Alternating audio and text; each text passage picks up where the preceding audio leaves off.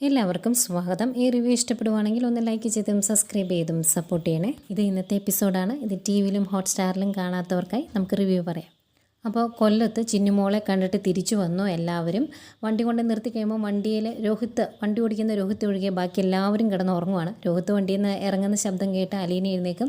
എന്നിട്ട് അലീന ഓരോരുത്തരും വിളിച്ച് എഴുന്നേൽപ്പിക്കുവാണ്.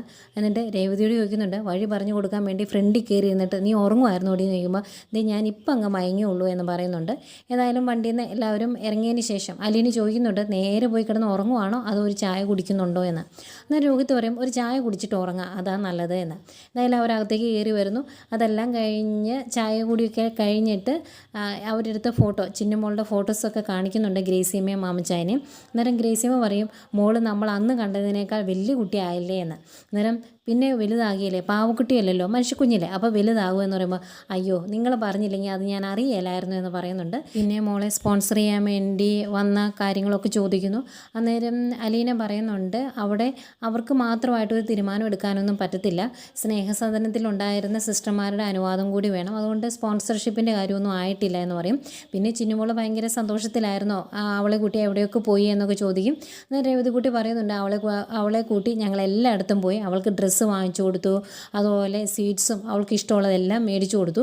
അതുകൂടാതെ ഓർഫനേജിലുള്ള മറ്റു കുട്ടികൾക്കും സ്വീറ്റ്സും ബാക്കി സാധനങ്ങളെല്ലാം കളിപ്പാട്ടങ്ങളും എല്ലാം മേടിച്ചു കൊടുത്ത് അവിടെ കുറച്ച് ഡൊണേഷനും കൊടുത്തിട്ടാണ് വന്നത് എന്ന് പറയുമ്പം ഗ്രേസിയമ്മ പറയുന്നുണ്ട്, അതേതായാലും നന്നായി, ആ കുട്ടികളും എപ്പോഴും സന്തോഷത്തോടെ ഇരിക്കട്ടെ എന്ന്. പിന്നെ കാണിക്കുന്നത് നമ്മുടെ രഞ്ജുവിനെയാണ്. രഞ്ജു അമ്മയും ചായ എന്ന് പറഞ്ഞ് ഹാളിൽ കിടന്ന് ബഹളം വയ്ക്കുവാണേ.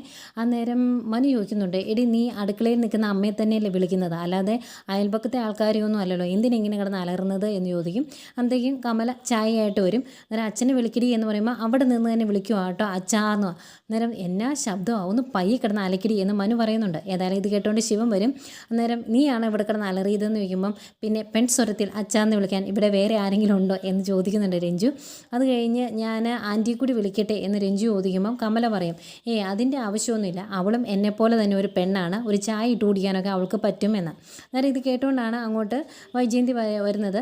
എന്നിട്ട് ചോദിക്കും, എന്നെപ്പറ്റി എന്താ ഇവിടെ പറഞ്ഞത് എന്ന്. അന്നേരം നിനക്ക് തന്നെ ചായ ഇട്ട് കുടിക്കുന്നതാണ് ഇഷ്ടമെന്നാണ് ഞാൻ പറഞ്ഞത് എന്ന് കമല പറയും. അന്നേരം രഞ്ജു ഒരു വിഷയം എടുത്തിടുവാണ്. രഞ്ജു പറയുവാണ്, എന്നെ ഇന്നലെ ബബിത വിളിച്ചു, അന്നേരം ഒരു കാര്യം പറഞ്ഞു എന്ന്. അന്നേരം എന്താണ് എന്ന് ചോദിക്കും. അന്നേരമാണ് രഞ്ജു പറയുന്നത്, ബബിത എന്നോട് പറഞ്ഞു അലീന ബാലേന്ദ്രനങ്ങളുടെ മകളല്ല എന്നുള്ള കാര്യം അലീന തന്നെ എല്ലാവരോടും പറഞ്ഞു എന്ന്. പിന്നെ ഇത് കേട്ടപ്പം അവൾക്ക് വിശ്വാസം വരാത്തതുകൊണ്ട് അവളിത് നേരെ പോയി അങ്കിളിനോട് ചോദിച്ചു.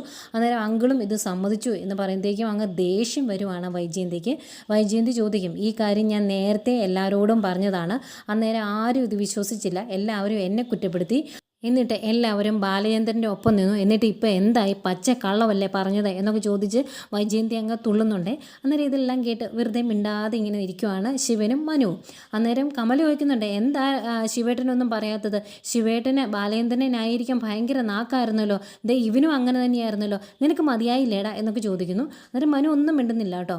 അന്നേരം വൈജയന്തി ചോദിക്കുന്നുണ്ട്, നിങ്ങൾ എന്താ മിണ്ടാത്തത്, എനിക്കിതിനെല്ലാം ഉത്തരം കിട്ടണം, അവരെന്തിനാണ് ഇപ്പം ഇത് പറഞ്ഞത്, ഇത്ര നാളെ എന്തിനാണ് ഈ കള്ളത്തരം മൂടി വെച്ചത് എന്നൊക്കെ അറിയണം എന്നൊക്കെ പറയുമ്പോൾ ശിവൻ ചോദിക്കുന്നുണ്ട്, അവരിപ്പോൾ സത്യം വിളിച്ച് പറഞ്ഞതാണോ കുഴപ്പം, ഇനി അവരെ അതിനാണോ ശിക്ഷിക്കേണ്ടത് എന്ന് ചോദിക്കുമ്പം വൈജയന്തി പറയുന്നുണ്ട്, അതിനല്ല, അവരെന്തിനാണ് ഇത്രയും കാലം ഇതുപോലൊരു നുണ പറഞ്ഞത്, അതാണ് അറിയേണ്ടത്, എന്തായിരുന്നു അവരുടെ ഉദ്ദേശം എന്ന് എനിക്ക് അറിയണം എന്നൊക്കെ പറയുമ്പം ശിവൻ പറയുന്നുണ്ട്, ഇത്രയും നീ കേട്ടില്ലേ, ബാക്കിയും കൂടി രഞ്ജു പറയട്ടെ, അതും കൂടി നീ കേൾക്കുക എന്ന് പറയും. അന്നേരം എനിക്കെന്താ പറയാനുള്ളത് എന്ന് രഞ്ജു തന്നെ ചോദിക്കുക. അന്നേരം ബബിത നിന്നോട് ഇത്രയും പറഞ്ഞോളൂ എന്ന് ചോദിക്കുമ്പം അല്ല, വേറെ കുറച്ച് കാര്യങ്ങൾ കൂടി പറഞ്ഞു, ഇപ്പം ഇത് തുറന്നു പറയാനുള്ള കാരണം എന്താണ് എന്ന് അലീനയോട് ചോദിച്ചപ്പം അലീന ആ കാര്യങ്ങളും പറഞ്ഞു എന്ന് പറയും.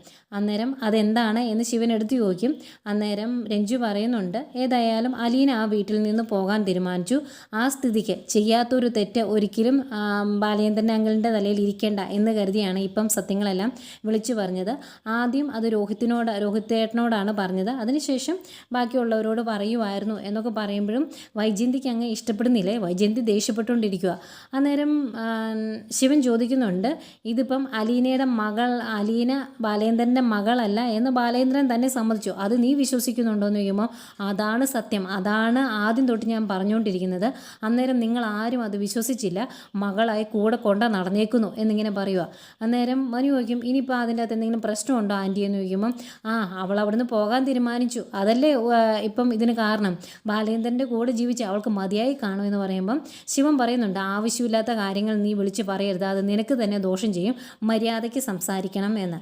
അന്നേരം ഇതൊക്കെ കേട്ട് കഴിയുമ്പോഴേക്കും പിന്നെയും കമൽ ചോദിക്കുന്നുണ്ട്, നിങ്ങൾക്ക് ഇതിനെപ്പറ്റി ഒന്നും പറയാനില്ല, നിങ്ങളെന്താ മിണ്ടാതിരിക്കുന്നത് എന്നൊക്കെ ചോദിക്കുമ്പോൾ അവരെല്ലാവരും ടൂറ് പോയേക്കുമല്ലേ, ടൂറ് പോയവരൊക്കെ തിരിച്ചു വരട്ടെ, അന്നേരം ചോദിക്കാം എന്നിങ്ങനെ പറയുന്നു. എന്നിട്ട് മനു അവിടെ നിന്ന് എഴുന്നേറ്റ് പോകാൻ തുടങ്ങും. അന്നേരം വൈജയന്തി ചോദിക്കുന്നുണ്ട്, നിനക്ക് നാണമില്ലേടാ, അവൾ ഇത്രയും കാലം നിന്നെയും പറ്റിക്കുമല്ലായിരുന്നോ, നീ ഒരു പുരുഷനല്ലേ, നിനക്ക് അവളോടൊന്നും ചോദിക്കാനില്ലേ എന്നൊക്കെ ചോദിക്കുമ്പം മനു പറയുന്നുണ്ട്, ആൻറ്റി അവർ ടൂർ പോയേക്കുമല്ലേ, അവർ തിരിച്ചു വരട്ടെ, നമുക്ക് ചോദിക്കാം എന്നിങ്ങനെ കൂളായിട്ട് പറഞ്ഞിട്ട് പോവുക. എന്നിട്ട് ഇത്രയൊക്കെ കമലയും വൈജയന്തിയും കിടന്ന് ഉറഞ്ഞു തുള്ളിയിട്ടും ഇവർക്ക് യാതൊരു പ്രതികരണവും ഇല്ല. അത് കമലയ്ക്ക് അത്രയ്ക്കും ഇങ്ങോട്ട് ഇഷ്ടപ്പെട്ടിട്ടില്ല. ഏതായാലും അവിടുന്ന് എഴുന്നേറ്റ് പോരുന്ന ശിവൻ ഹരിക്ക് വേണ്ടി വക്കീലിനെ കാണാൻ പോകാൻ വേണ്ടി റെഡിയാകുവാണ്. അന്നേരം കമല അങ്ങോട്ട് ചെല്ലും. എന്നിട്ട് ചോദിക്കുന്നുണ്ട്, നിങ്ങൾക്ക് ഈ കാര്യങ്ങളെല്ലാം നേരത്തെ അറിയത്തില്ലായിരുന്നോ എന്ന്. അന്നേരം ശിവൻ, ഏതായാലും ഇതിനെപ്പറ്റി ചോദിക്കണം എന്ന് പറയാൻ വേണ്ടിയല്ലേ നീ വന്നത്, അവർ വരട്ടെ, വരുമ്പം ചോദിക്കാം എന്ന് പറയുമ്പോൾ, അപ്പം നിങ്ങൾക്ക് അറിയാമായിരുന്നല്ലേ, എന്നിട്ടല്ലേ നിങ്ങൾ ഈ നാടകം മൊത്തം കളിച്ചത്, ഇതൊക്കെ ശരിയാണോ എന്നൊക്കെ ചോദിക്കുമ്പം ശിവൻ പറയുന്നുണ്ട്, ബാലേന്ദ്രൻ ആ വീട്ടിൽ ഒരു വഴക്കുണ്ടാകാതിരിക്കാനും അലീന ആ വീട്ടിൽ നിന്ന് പോകാതിരിക്കാനും വേണ്ടി ഒരു നുണ പറഞ്ഞു. ആ കാര്യങ്ങൾ അവിടെ സോൾവ് ആവുകയാണെങ്കിൽ ആകട്ടെ എന്ന് ഞാനും കരുതി.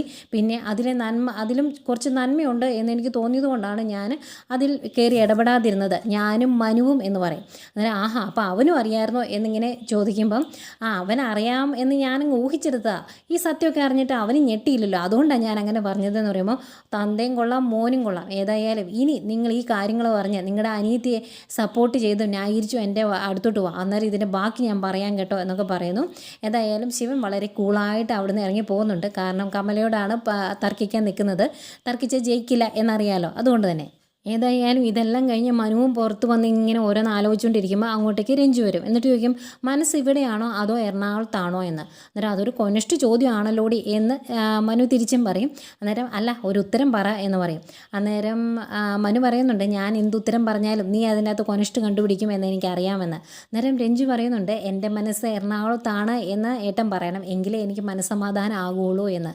എന്നിട്ട് എറണാകുളത്ത് പോകാൻ പറ്റാത്തത് നല്ല വിഷമമുണ്ടല്ലേ എന്ന് ചോദിക്കുമ്പം മനു പറയുന്നുണ്ട്, എനിക്ക് ഒരു വിഷമവും ഇല്ല, അവൾക്ക് ഇനി അവരെ കൂട്ടി ഇതുപോലൊരു യാത്ര ചെയ്യാൻ ഒരിക്കലും നടക്കുകയില്ല, അതുകൊണ്ട് അവർ പോട്ടെ, അതാണ് ശരിയെന്ന് പറയുമ്പോൾ, അതിന് ആരുടെ കാര്യമായി ഈ പറയുന്നത്, ഞാൻ അവരുടെ കാര്യമൊന്നും അല്ല ഉദ്ദേശിച്ചത്, കുറേ നാളായിട്ട് വർക്ക് ഫ്രം ഹോം അല്ലേ, അതുകൊണ്ട് മടുത്തല്ലേ എന്നാണ് ഞാൻ ഉദ്ദേശിച്ചത് എന്ന് പറയുമ്പോൾ, എടി നിൻ്റെ മനസ്സിൽ എന്താണ് എന്ന് എനിക്ക് നന്നായിട്ടറിയാം, ഇതൊക്കെ തിരിച്ചു വയ്ക്കാൻ എനിക്കും ഒരു ദിവസം വരുവേ എന്ന് മനു പറയുന്നുണ്ട്. അത് കഴിഞ്ഞ് അച്ഛൻ എവിടെ പോയതാണ് എന്ന് ചോദിക്കുന്നു. ഹരിക്ക് വേണ്ടി വക്കീലിനെ കാണാനാണ് പോയത് എന്ന് പറയുമ്പം, ഈ പ്രാവശ്യം ഏട്ടന് ജാമ്യം കിട്ടുമോ എന്ന് രഞ്ജു ചോദിക്കുവാണ്. അന്നേരം മനു പറയുന്നുണ്ട്, ജാമ്യം കിട്ടുവാണെങ്കിൽ കിട്ടട്ടെ, എന്താണെങ്കിലും അവൻ്റെ തെറ്റ് അവൻ മനസ്സിലാക്കി തിരുത്താനുള്ളൊരു സമയമാണ്, അതങ്ങനെ സംഭവിച്ചാൽ മതിയായിരുന്നു എന്ന് പറയും. എന്നിട്ട് മനു രഞ്ജുവിനോടായിട്ട് പറയുന്നുണ്ട്, നമ്മുടെ അമ്മയ്ക്ക് ചില സമയത്ത് നല്ല ഒന്നാന്തര അടി കിട്ടേണ്ട സമയങ്ങളുണ്ടായിരുന്നു, അത് അന്ന് കിട്ടുമായിരുന്നെങ്കിൽ ഈ പ്രശ്നങ്ങളൊന്നും ഇത്രത്തോളം എത്തില്ലായിരുന്നു എന്നും പറയുന്നു.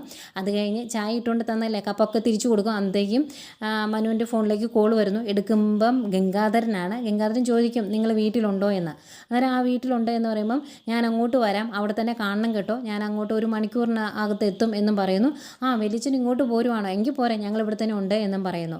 അത് കഴിഞ്ഞ് ഫോൺ വെച്ചതിന് ശേഷം മനു ഇങ്ങനെ ആലോചിച്ച് നിൽക്കുക. അന്നേരം രഞ്ജു ചോദിക്കുക, എന്തെങ്കിലും പ്രശ്നമുണ്ടോ എന്ന്. അന്നേരം ഇല്ല, വലിയച്ഛൻ ഇങ്ങോട്ട് വരുന്നുണ്ട് എന്ന് പറയുമ്പം, അതിനാണോ ഇങ്ങനെ കൊക്ക് പാടത്ത് നിൽക്കുന്ന പോലെ ടെൻഷനായിട്ട് നിൽക്കുന്നത്, അതിൻ്റെ കാര്യം എന്താണെന്ന് ചോദിക്കുമ്പം, അല്ലടി പെട്ടെന്ന് വലിയച്ഛൻ ഇങ്ങോട്ട് വന്നെങ്കിൽ അതിൻ്റെ അകത്ത് എന്തെങ്കിലും ഒരു കാര്യം കാണും, അതുകൊണ്ടാണ് എന്നും പറയുന്നുണ്ട്. ഏതായാലും ഇവിടെ ആലോചിച്ചുകൊണ്ട് നിൽക്കുക, ഞാൻ പോവുക എന്ന് പറഞ്ഞ് കപ്പൊക്കെ മേടിച്ചുകൊണ്ട് രഞ്ജു അകത്തേക്ക് പോകുന്നു. മനു ഇതിനെപ്പറ്റി ഇങ്ങനെ ആലോചിച്ച് നിൽക്കുക കേട്ടോ, എന്തോ പ്രശ്നം വരാനിരിക്കുന്നു എന്ന് മനുവിന് മനസ്സിലായി. ഏതായാലും ഇത്രയും കാണിച്ചുകൊണ്ടാണ് ഇന്നത്തെ കഥ തീരുന്നത്.